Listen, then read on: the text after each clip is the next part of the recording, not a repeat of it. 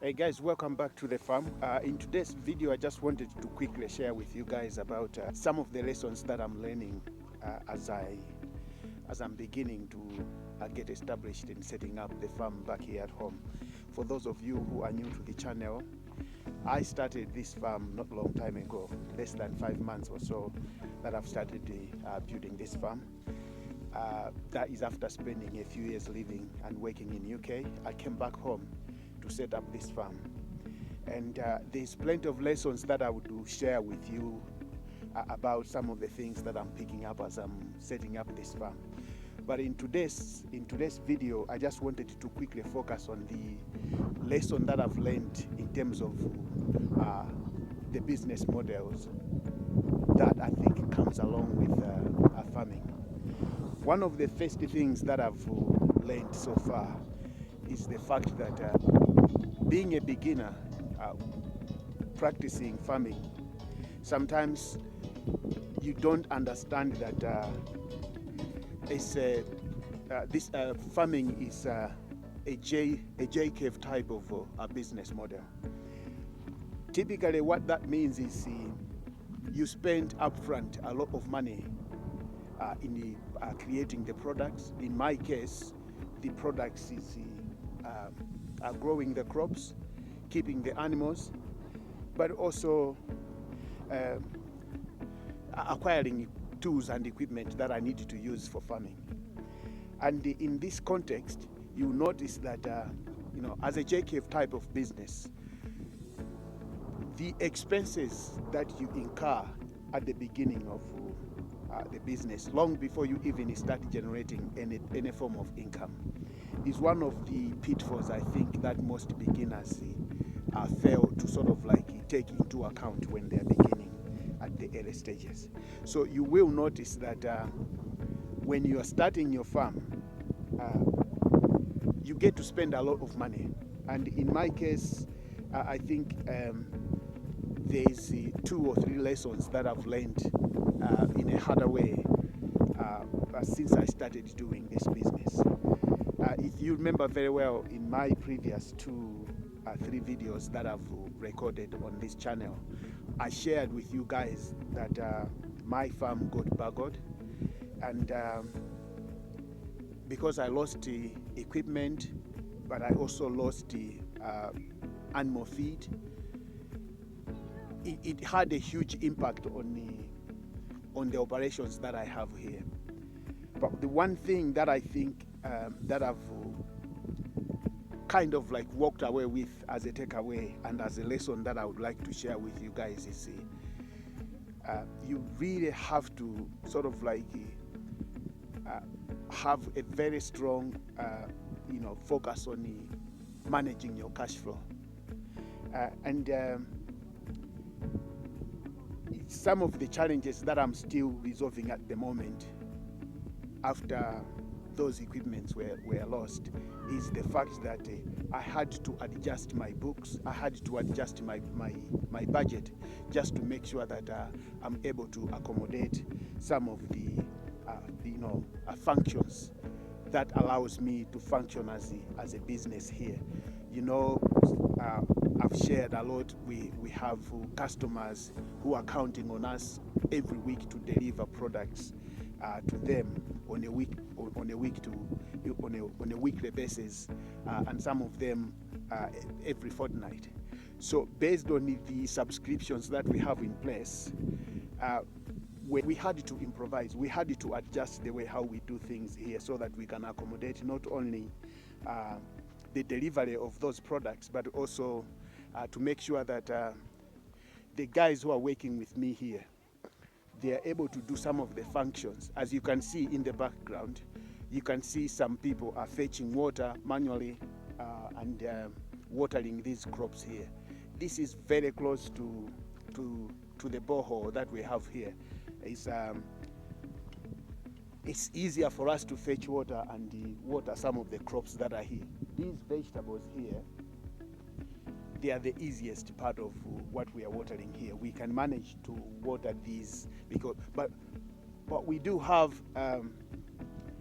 But we do have some crops that we are growing, like 5 or 6 or even 10 acres of products, of items.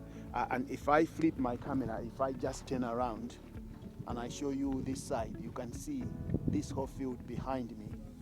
These guys, they're having to water this manually at the moment, just because we are using an old pump that we've just fetched. It's a very, very small pump. It can't even water 10 acres of the crops that we have. But because we are making do with what we have, that's why we are still using people who are watering these crops manually. They fetch the water there, they come and water here. And that's just because we want to make sure that we still keep going, even with the challenges, and until we can have the business insurance that covered some of these assets that have been stolen, replaced. It can take 5 months, 6 months. For them, I think this is one of the things that I'm also learning about insurance. For them, it's easier when they are collecting the money, because they are collecting the premiums and they know that chances are that they might not be able to pay up for them. And in our case, we paid for the premiums, and we 5 months later, we've come back to them to say, hey, this is what has happened. We've come to collect the check to replace some of the equipment that are missing, and they have to process that payment. But the needs and the requirements of making sure that I keep the door open here, they don't stop simply because we're waiting for the insurance check to come through. We still have to function. And I think that's where having a very, very meticulously planned cash flow in that business kind of like comes in, because there's quite a lot of unforeseen things that I think can happen to operations like this. And when you see a J-Cave type of a business, like I've said, you're gonna realize that it takes up to 3 months when you plant the crops before you even harvest and take those crops to the market. So as a beginner, if you're starting a farm, just keep that in mind, that farming is not a business where you put in the money today and then tomorrow you take the product to the market and you start selling and you have the cash flow, you have the money coming into your business. It takes 3 months, sometimes even up to 6 months before you can actually start getting the crops that you need. And even when you start getting those crops that are coming, they're not going to be as profitable as you would have expected. So make sure, the first lesson, make sure that you get this really, really, you have to get this right. It has to be perfect. Make sure that you understand that this is a J-Cave type of business. So you want to invest the money in, and by the end of the month, then you've started seeing a return. It's not going to happen. And the next thing that I wanted to for you guys to walk away with as a lesson for me, that I've also learned while practicing this business, while running this business, is the fact that you have to have a long-term vision.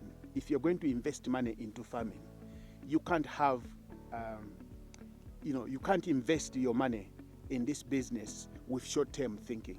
You really have to have sort of like long-term goals where you're not just looking at the end of the year or maybe 2 or 3.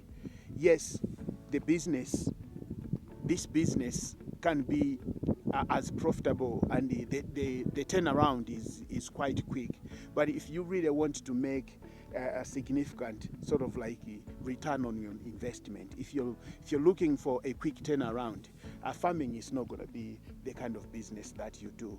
I think that's one of the things that I think most of the guys that I've come across who are running a business, a farming business, but they've quickly realized that it's not for them. The problem has always been that they've always believed that if they came and set up a farm and started growing crops or keeping animals, the money that they make is going to be quick, but it's not the case. The good thing about this business is the fact that once you figure out what your short-term goals are and the long-term goals are, this business you can actually cut down, the time you need to stay in work so that you can actually retire.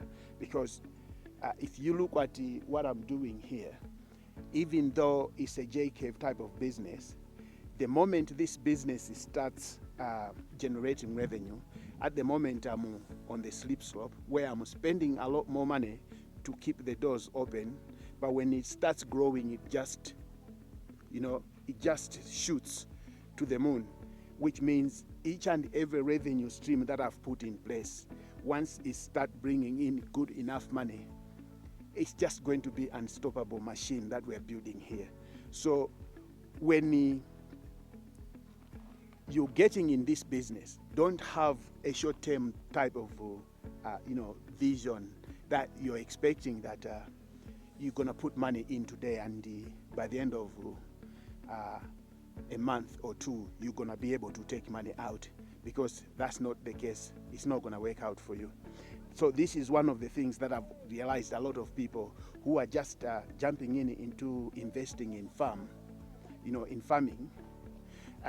they are quickly realizing that probably they jumped into a wrong type of investment and they need to get out. And in the process of trying to get out, they end up either selling the asset quickly or maybe selling the tools, and they are losing almost half of the money they invested into the business.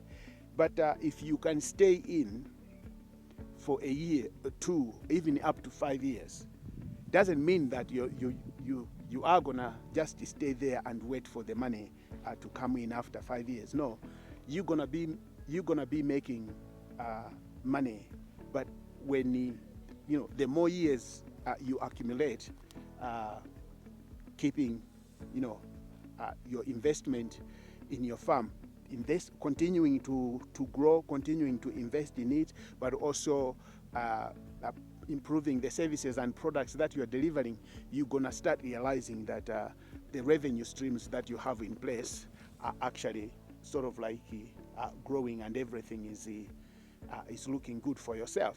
And the other thing that I also wanted to point out, which has been a lesson for me, is the fact that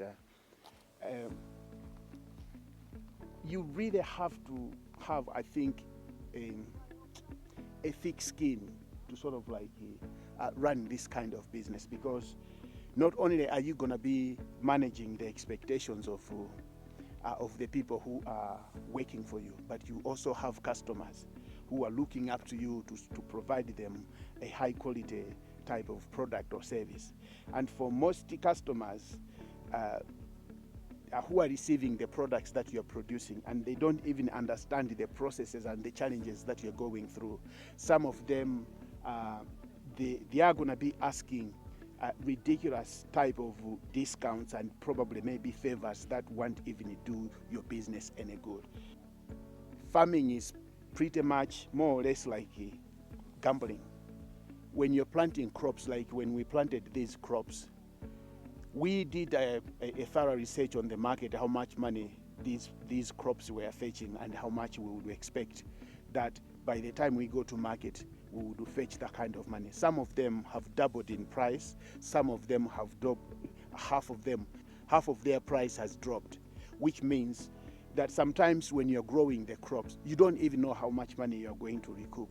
This is why when you are very well diversified, when you don't make the kind of money from crop one, the money that you make from crop two can make up to the loss that you had made from crop one.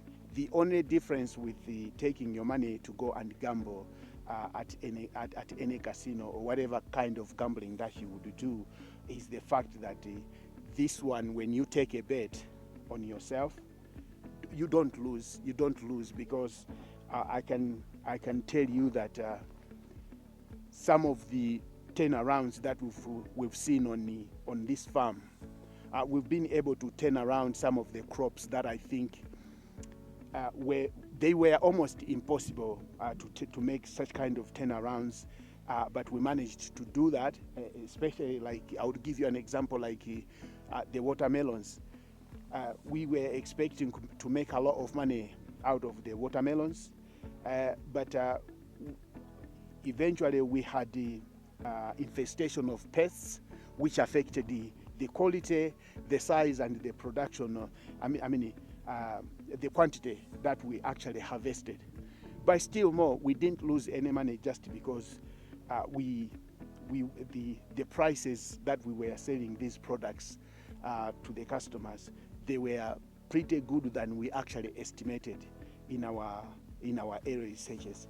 So that's one of the lessons I think that I wanted to outline in this video, and in my next video probably I'll shoot a list of them so that I can share with you guys, and just to help you guys kind of like see what is happening in the background, but also share with you the progress that I'm making and the challenges that I'm meeting.